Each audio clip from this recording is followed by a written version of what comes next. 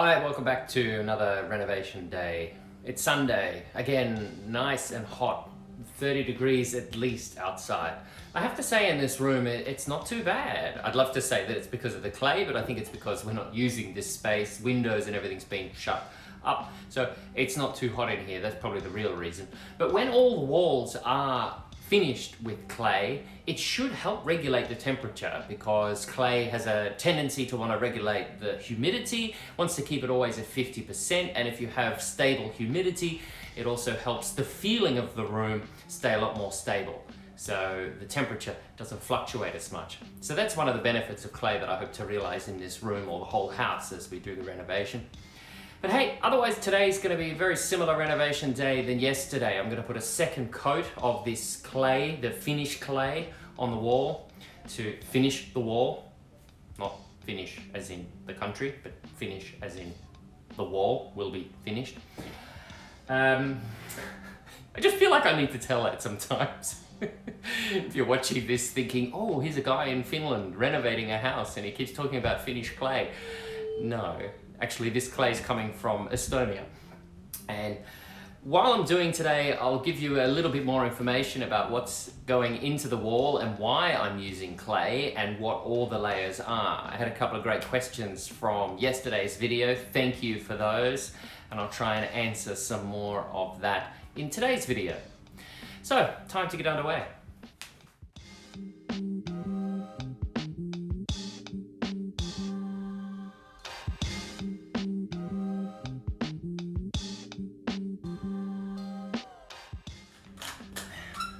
It's not just the wall that needs some water every now and again.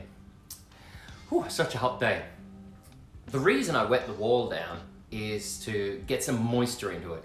So the first layer or the base layer that I'm now putting new clay over, completely dry. So by putting some moisture in there, it starts to absorb that moisture. It makes it a lot easier when you put the next coat on to work the clay around. Because otherwise what will happen is you'll put moist clay on top and the dry clay behind just wants to suck that moisture out. So the top coat dries very quickly. So by just spraying a little bit of water there first, I've got more time to work the second coat. The great thing with the clay though is it never sets. So if I was to go away for a couple of hours now, come back, the whole thing could be dry. That's okay, I just moisten it up again. Although the thing is, if you do go away and it dries completely, you need to moisten it up in stages, otherwise you'll just saturate it and then clay starts falling off the wall.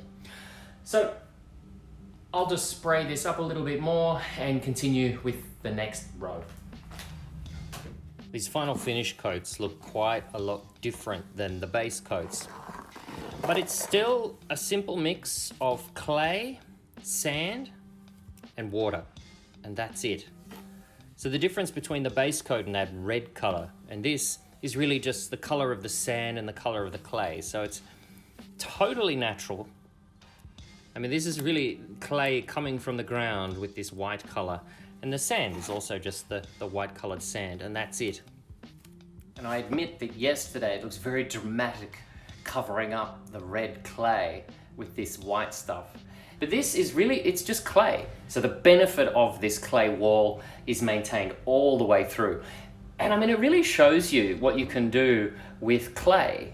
You know, if you want this kind of designer finished look, you don't have to have a house that looks like a mud house. This, for example, is white. You can even get a more white than this if you like. And there are various shades, and all the shades are just coming from the ground. So it all comes down to the clay company finding clay and sand of different colors and shades and mixing them together to give you a final finish. So nothing here needs to be painted. There's no extra processing that's gone into these materials. It is clay and sand all the way through.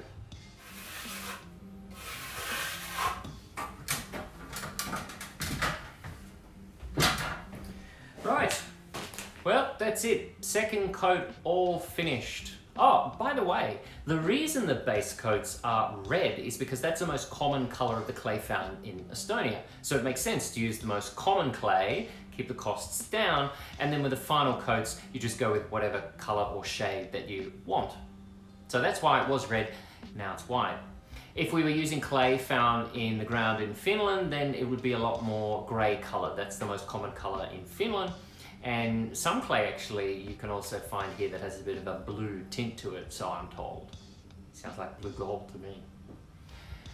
But that's it. I need to have a break now. This is hot and sweaty work. I'll keep an eye on the clay wall for a little bit more today. I still need to do a bit of smoothing off as well.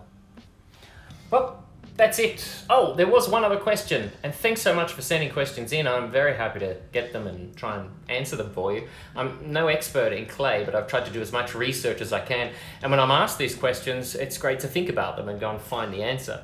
So the question was, am I concerned about the clay cracking during the season? Because, well, in Finland there's a lot of difference between the winter and the summer, and timber being a very living structure, it will move throughout the year. So there's really three reasons I'm not worried about this. One is this house has been standing over 80 years, and the original timber log walls, some of those logs have been, well, they're even older than the 80 years. I could see that they've been reclaimed from another building. So this house, it's not expected to be moving quite a lot at all. So I don't see that as a high risk. The second reason is we live in this house all year round, so it is heated, and that really means that the timber, while it will fluctuate between the seasons, it's not going to move that much. Say that if it was, say, a cottage where you just went and visited during the summer and then the winter it will be all locked up. So that's really the second reason. And the third reason is just because it's clay. The clay actually is considered to be quite flexible. If you compare it to other, say, a gypsum plaster or cement, the clay is actually flexible. So the sand, the clay, they bind together and they don't ever set.